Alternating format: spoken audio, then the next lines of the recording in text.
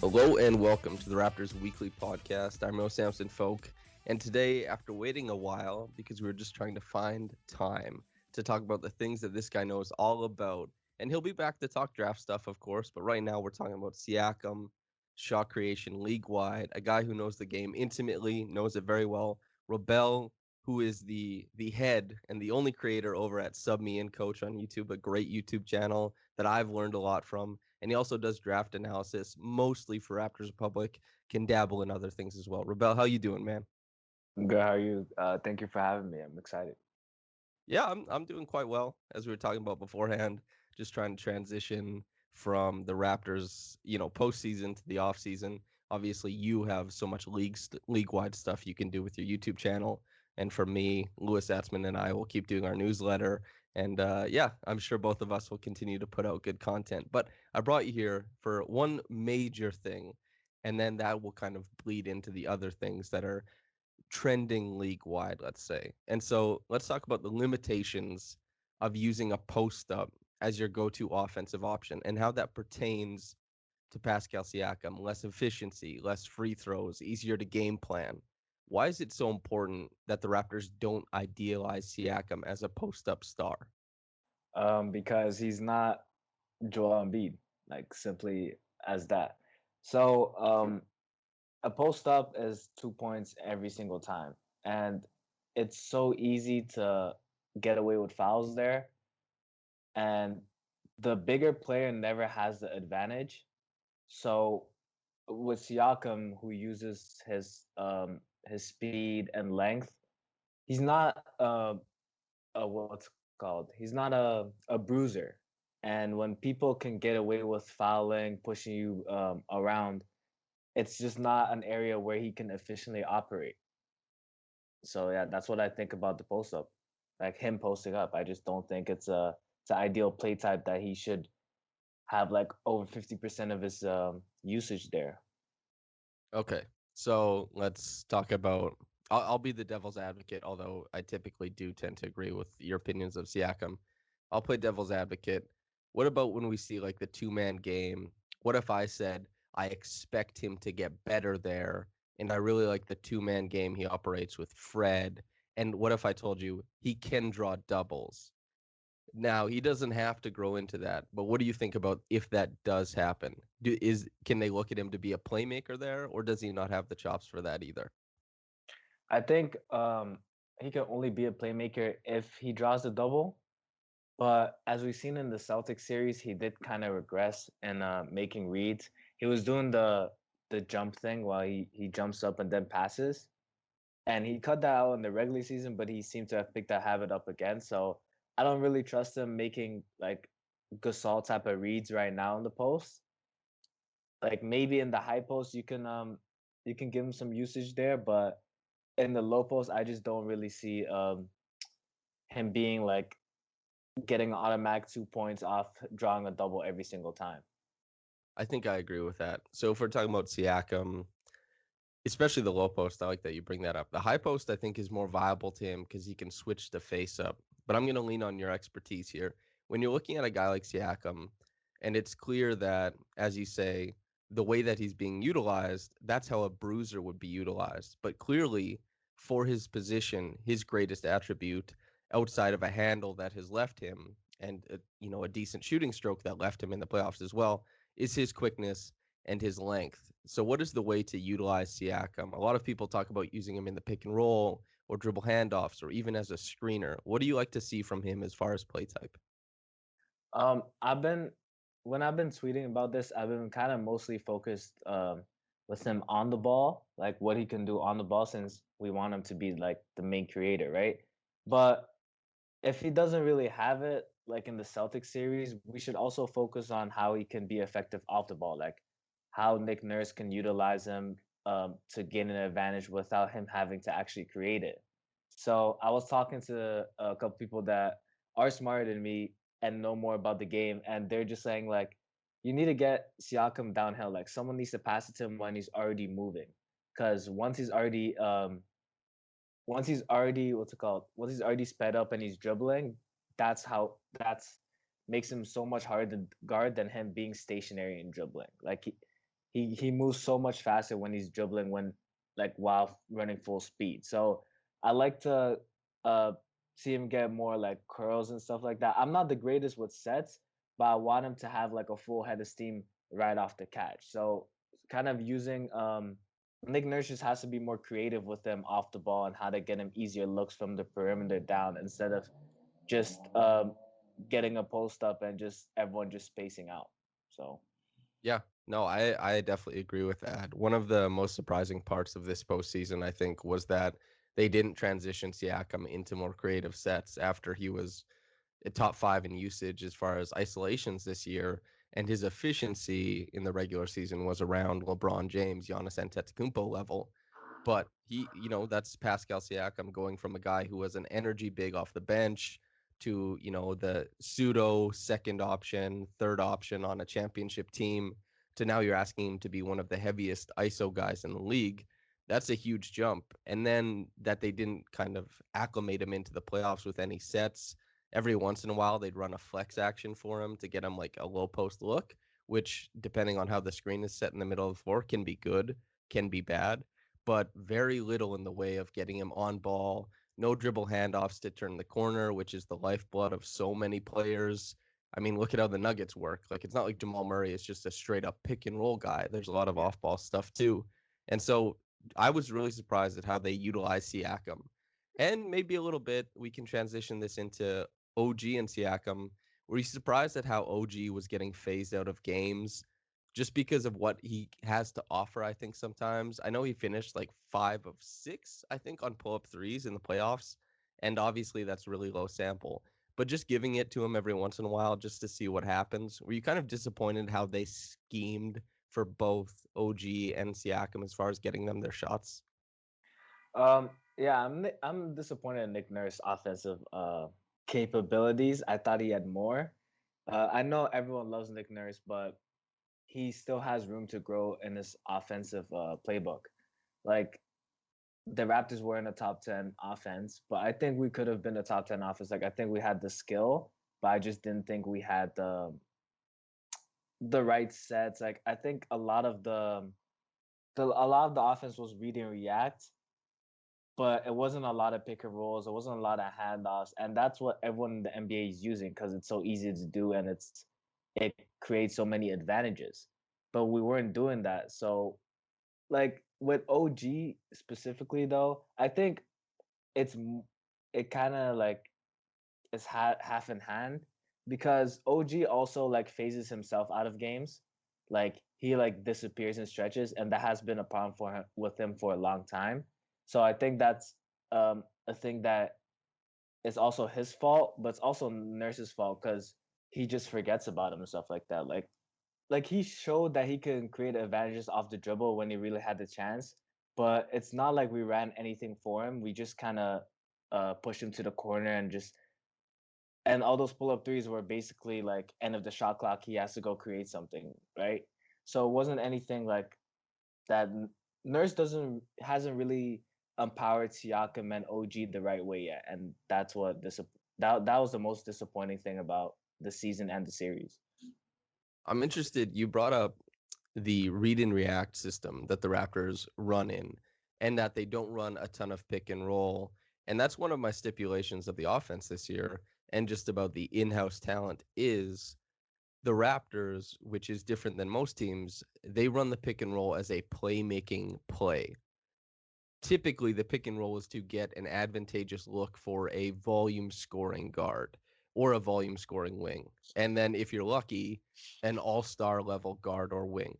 But the Raptors, they started using Kyle Lowry in that sense in the Celtics series, but for most of the season, it was typically to get Gasol on the short roll, Gasol popping, or Ibaka doing one of those two things and letting the big men do it. It was more so a play type for the big men in the Raptors offense.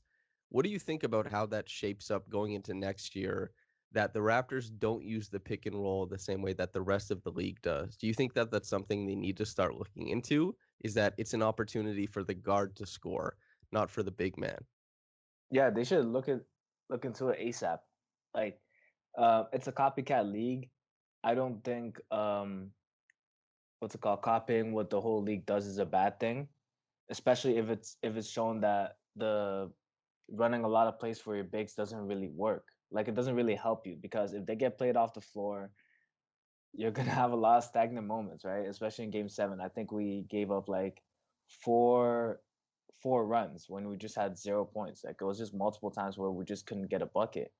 And yeah, I just don't like empowering bigs to be this main facilitators and scorers as much as I like the wings and guards to do it because that's just not their job. Like that's why I like Fred VanVleet a lot because he kind of breaks away from that.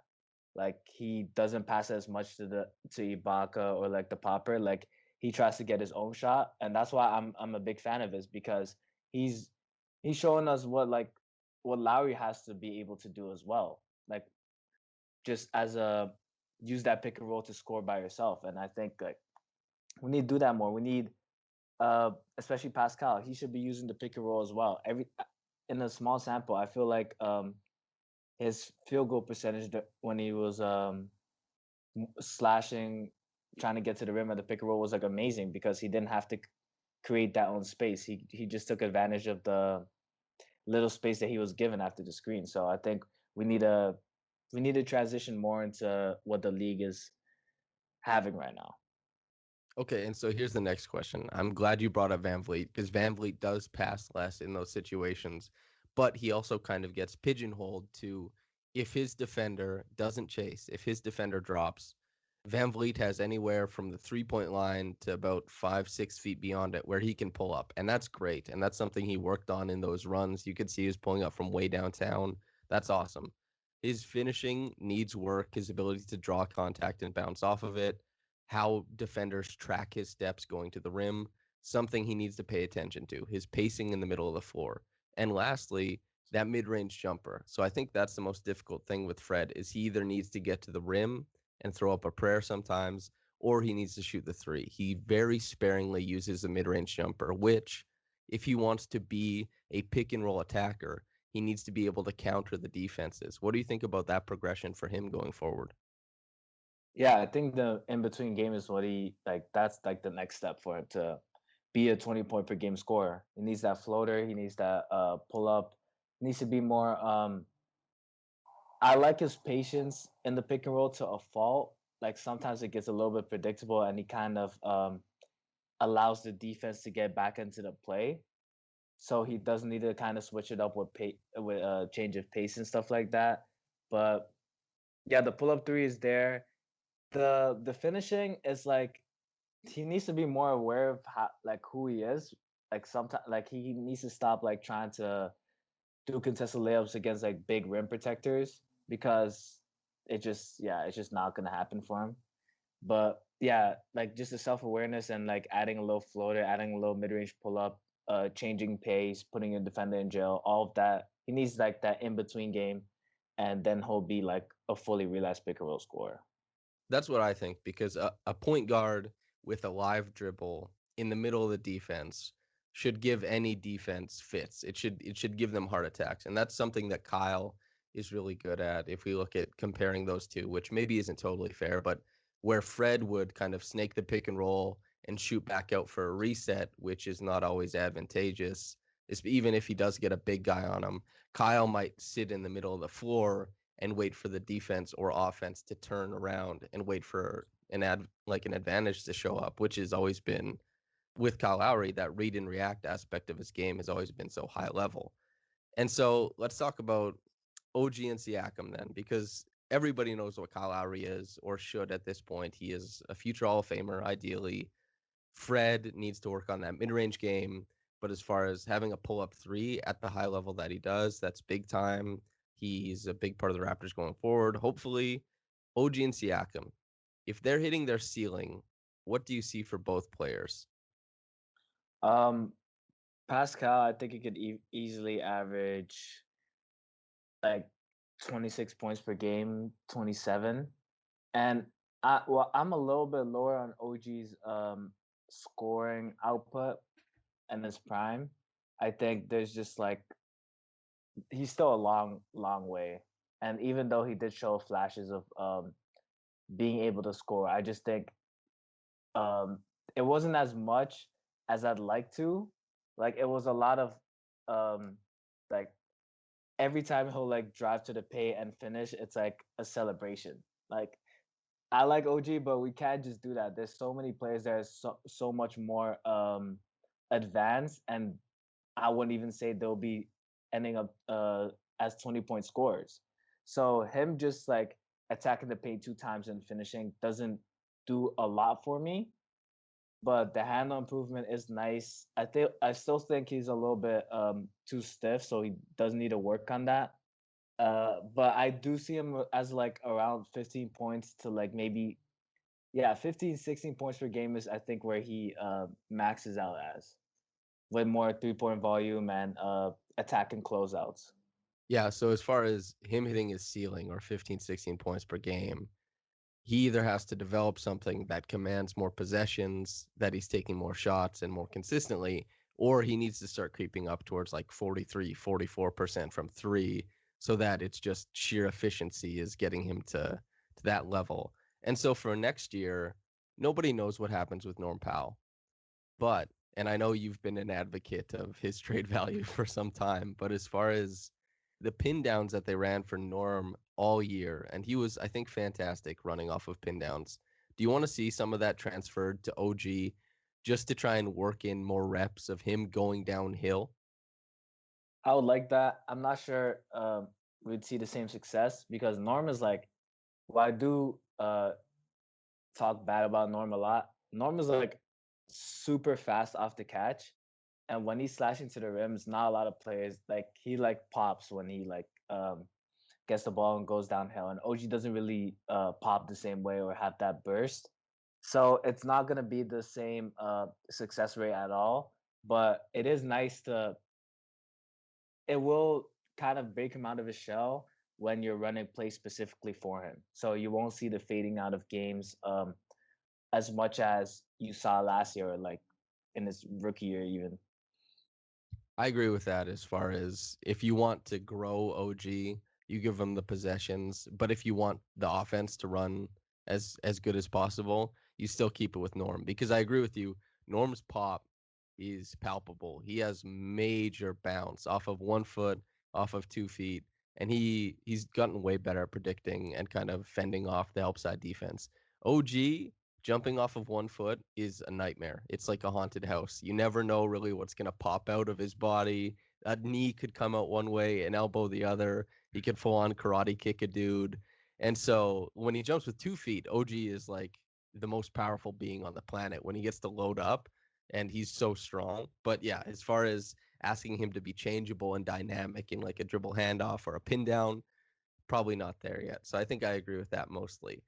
And finally, one last question regarding Raptors stuff. What do you think the Celtics and Raptors series looks like if the Raptors have a mid-range scorer? And do you think someone, I know we talked about it to some degree about Van Vliet, and you can answer this. Do you think someone currently on the roster will develop that? And just as an aside, I talked to Joe Wolfon from The Score. He wrote a huge, long piece about floaters in the NBA, and he thought that Norm was the most logical guy to work in the mid range for the Raptors going forward. What do you think about that? I disagree.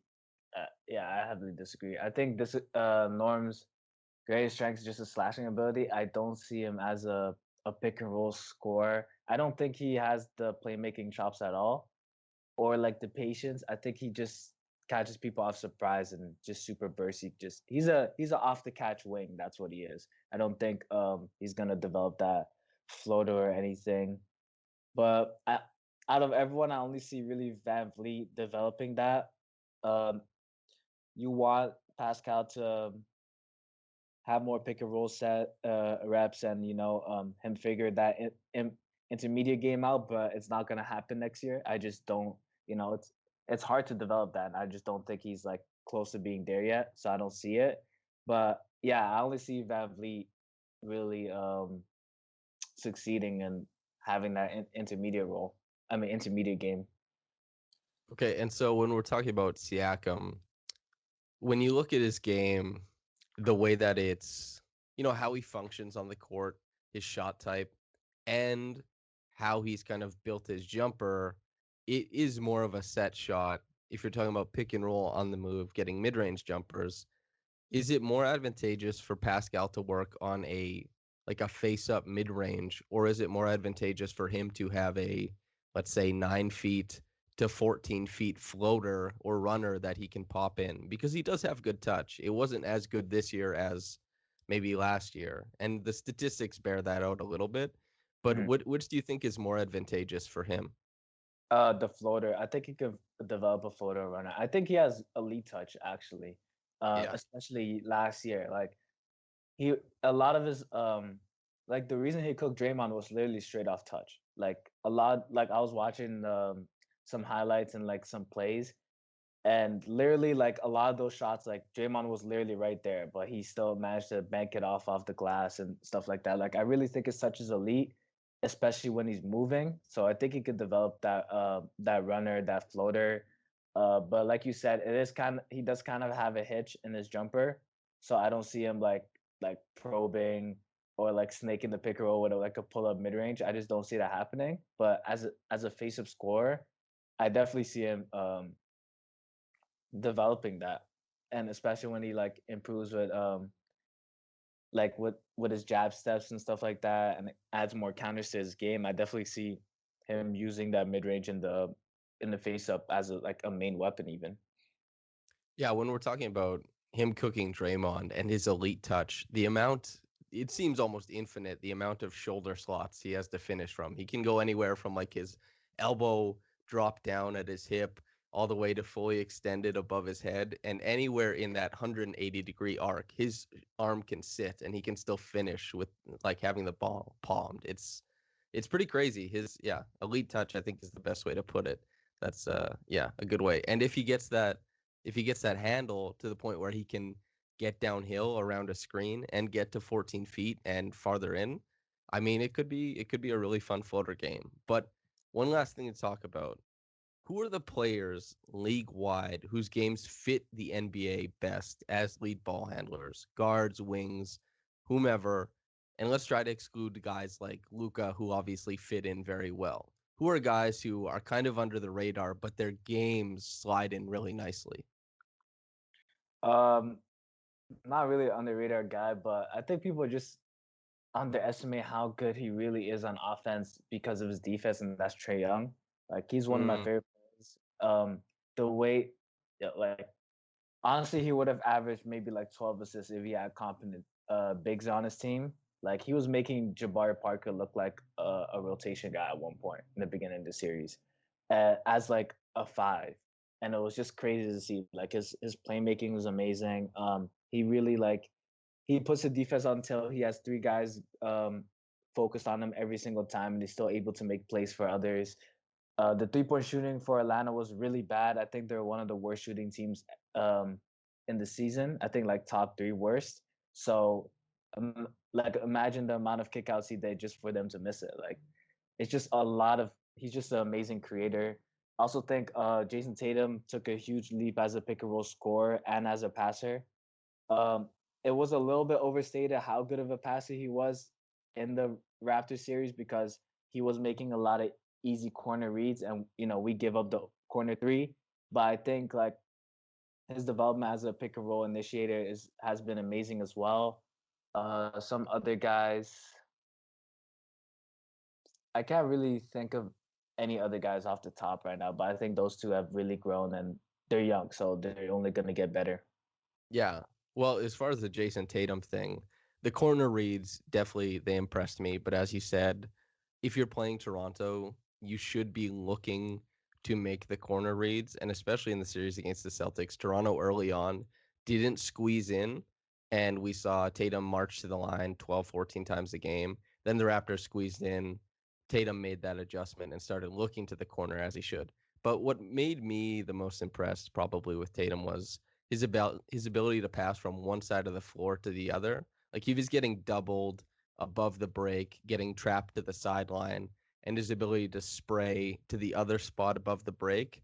Like those were nice skip passes. And he has those little hook in passes when he's going down at the lane. Those were nice. But as far as just making the proper reads, it's good that he does that. But as you said, maybe a little bit overstated. As far as Trey Young, What do you think is most impressive about his game? Because when he came into the league, everybody said he's a shooter.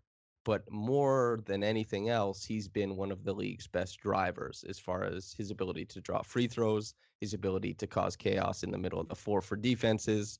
So shooting, playmaking, driving. What is his best part of his game right now? I think his floater actually. Like his free throw rate is so high. I didn't expect it to be that high, especially with how skinny he is and stuff like that. But like he's just like he has everything in his bag. Like that's why he's getting fouled so much because the defense never knows what he's gonna do every time he comes comes comes across that screen, right? So, but his floater is like I think he has maybe I think he has the best floater in the NBA. I think I could say that. Like as worst top three. Like that thing is just he can literally do from anywhere from the free throw line extended. That's it's just gonna go up and no one can guard it. His touch is amazing and yeah, he's a great player, man. What Jokic, Young, who's the third floater guy in there? Who's Um, the Brandon Clark. Oh my God. And Rashawn Holmes. I love both those guys, especially Rashawn because he like shoots it from the hip. He's got Yeah. an absolute nuts floater game. But yeah, Brandon Clark, man, he can throw a floater up there. As far as if we're talking about guys who maybe were underrated before the playoffs, I don't think you would have found anybody in the league who would have said that Jamal Murray is better than Pascal Siakam. And I'm not saying that's the case now, but I'm saying you would have a lot more people after these playoffs saying Jamal Murray is a superior player to Pascal Siakam. And as far as Donovan Mitchell, you wouldn't have that many people outside of Utah saying that either. It seemed like Pascal had leapfrogged those guys.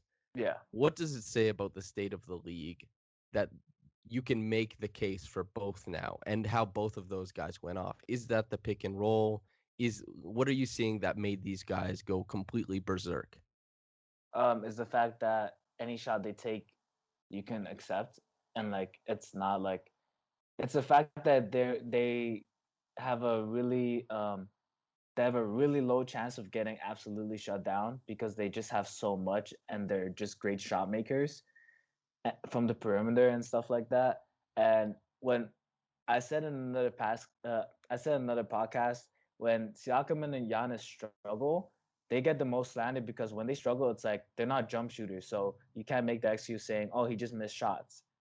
Like Kawhi went 4 for 17 one game, and no one even really said anything because they just knew he just missed his mid range shots that he always makes. It's just like it's not that serious. It wasn't like he was getting clamped or something like that.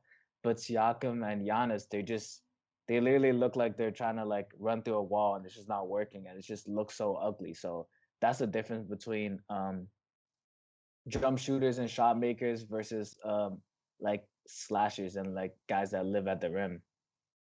So, what do you think the future is for slashers in the NBA? And do you think teams will be more conscious about building around them? Or do you think people just gobble up talent where they can?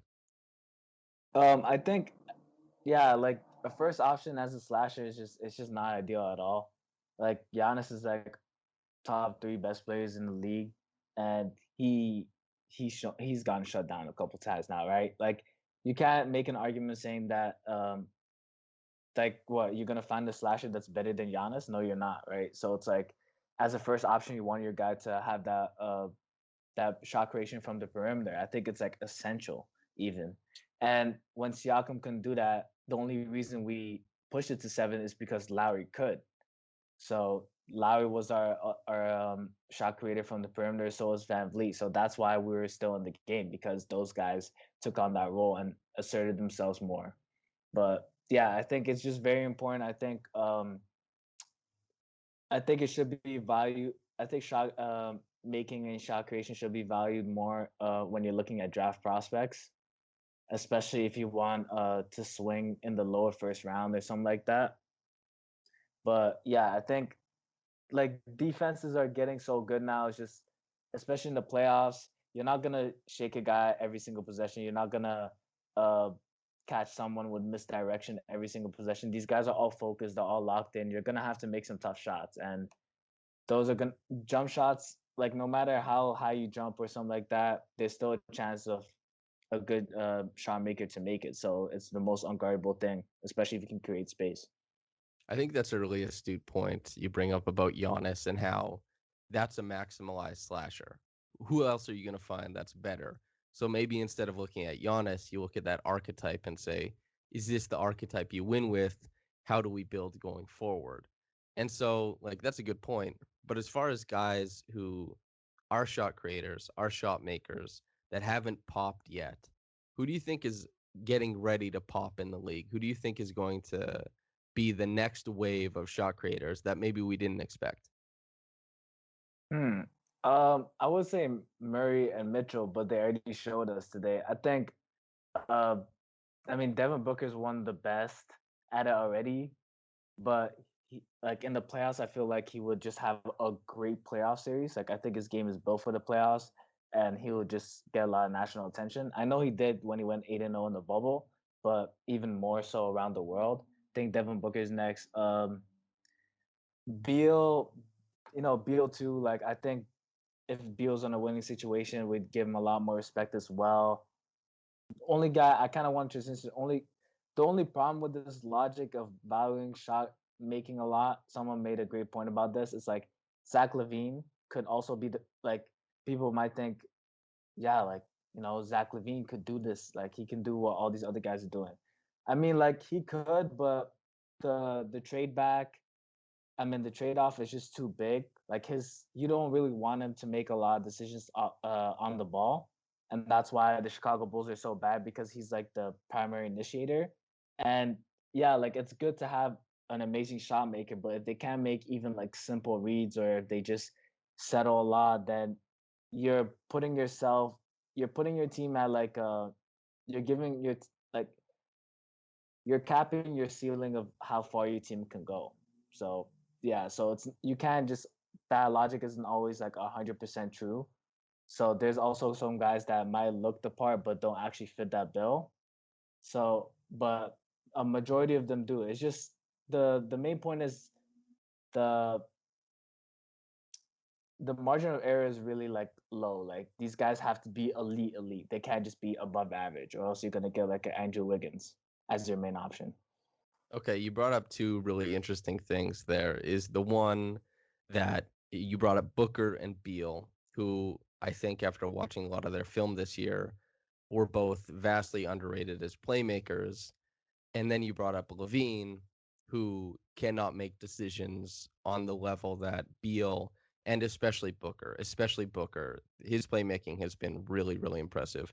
He can't get to that level. Do you think it's easier to kind of coax a guy into being a shot creator and you teach those skills? Or do you think it's easier to take a guy who can get his own shot and try and coax him into shot or not shot making, playmaking and stuff like that, and maybe more defense? Because guys like Mitchell came in with defensive pedigree. Jamal Murray is known for being a decent defender in the league. I know Louis Assman said he was near all NBA level. I know Jackson Frank likes his defense a lot too.